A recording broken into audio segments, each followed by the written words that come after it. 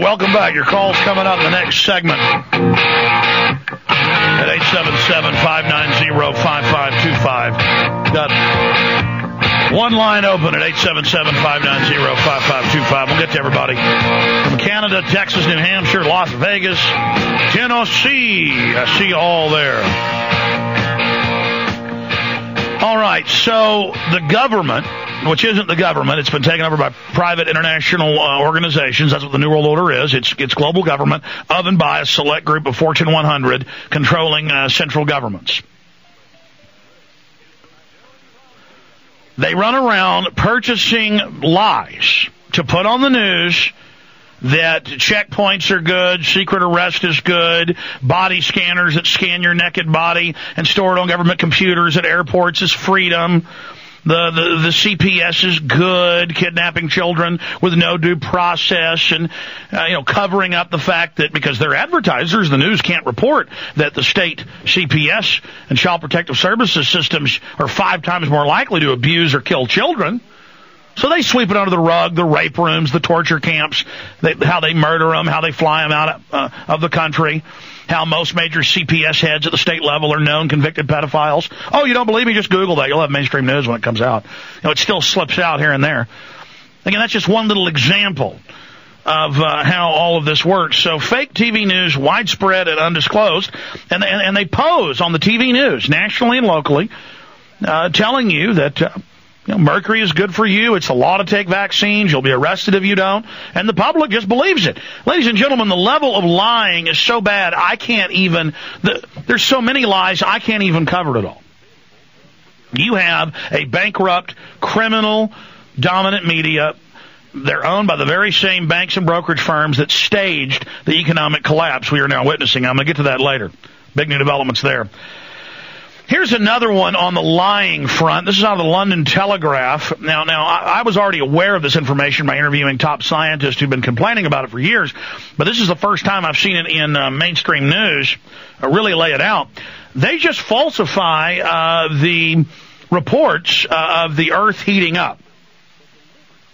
They just lie and put in fake data, the U.S. government does, and these other private groups, and Al Gore's little buddy who's the main fearmonger. You can go read this story on the Drudge Report. It's we can link through the Telegraph. It's the world has never seen such freezing heat. And I love, there's thousands of comments on the story below, and if you read them, it's all scientists saying, look at this. And they'll put a link up to the year's index, say, from a weather station in Antarctica, or a weather station in Dallas, Texas, or a weather station in New Mexico. And then they link to what the U.S. government is claiming and what Al Gore is claiming, and it will show that in every case it's lies. They just lie. The Antarctic to the north and the Arctic to the south both had record cold so far this year. And they're growing so fast, each ice shelf has grown over 30%, closing sea lanes that haven't been closed in over 100 years. The Arctic ice sheets are growing so fast. By the way, so is Mars. Mars ice caps are just exploding right now. The entire solar system, the planets that had ice caps, had been getting smaller for the last 100 years. This was all marked down by universities with telescopes. Now they're exploding in size. Not because of your SUV, because the sun just cooled down. The coldest winter on record is really 1930. But they've only been keeping records for about 200 years. Things are cooling down and cooling down fast, ladies and gentlemen. Plunging. Now, I don't need to see all these documents. I don't need to see that the U.S. government's lying. I don't need to go, I know that. Now, the local weather stations and governments, and other ones aren't. In fact, they're all going, wait a minute, all the numbers you use for your model are a lie. And then they get caught. This is fraud, ladies and gentlemen. This is how they operate. But I saw Robert Kennedy Jr. on PBS today, and I only watched him about 20 minutes, and then I flipped over some other channels. But the point, and I flipped back, and there were more lies, and there were so many lies. I was writing notes, I had to get physically off the treadmill. That's when I watch TVs and write notes. And that's why I said, forget it. My workout's more important than this. I can't jog and jump off and write notes. I'm just going to flip to something else. But in 1 minute, I heard him tell 3 lies.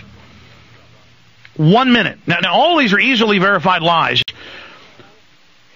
The guy they're talking about being the environmental chief who's going to basically, like the mafia, squeeze money out of everybody and all human activity. He said we're going to have a carbon-free economy. Carbon will be outlawed. Now that right there, ladies and gentlemen, I mean, carbon is in everything. Everything you do. All industries connected to carbon. Carbon is not bad. It's part of life. We're a carbon-based life form. That's why this is such a joke. Plants breathe carbon dioxide.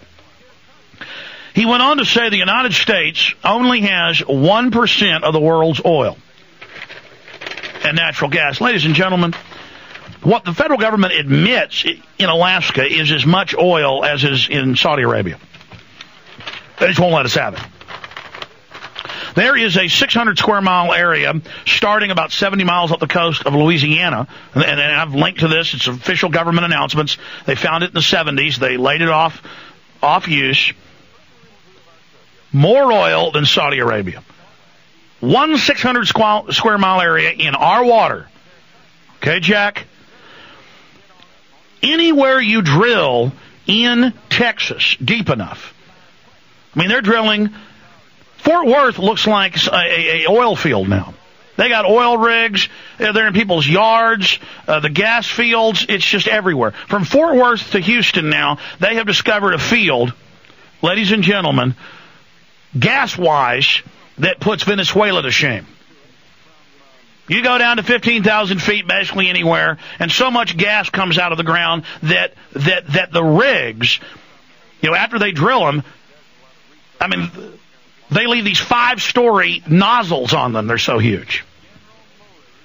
Drive out to East Texas, anywhere. Everywhere you drive, it's nothing but giant derricks drilling or giant nozzles where the rig has come in. Guess what else is coming out of these? Helium. All sorts of other great gases. All sorts of other exotic oils. Folks, there's so much oil. The Russians have found so much oil. There's oil everywhere. There's gas everywhere. When they drill these wells in East Texas, from Fort Worth all the way to Houston, just one giant gas field, they hit oil 4 or 5 times on the way down, and there's so much gas, they don't even want the oil. They just cap it off. They start drilling on average a 15,000-foot well, and they hit oil at 1,000 feet, 5,000 feet, 10,000 feet, 16,000, boom, just oil. They'll hit gas over and over again, and they just greedily keep digging down to that super mother lode, ladies and gentlemen. And this little bastard, this little liar, he knows. He comes on and tells you there's artificial scarcity, just like the De Beers and the Oppenheimers, with the diamonds claiming diamonds are scarce when they're not even hardly semi-precious. In Africa, they just lay around on the ground everywhere. But they have a monopoly over it, so they have giant warehouses all over Europe. This is admitted. So see, it's the same thing. Oil, they're telling you there's no oil, and they're claiming the economic crisis is because we're on an oil economy. They want feudalism. They don't want a free market. He told a bunch of other lies. It was just disgusting. That rat bastard.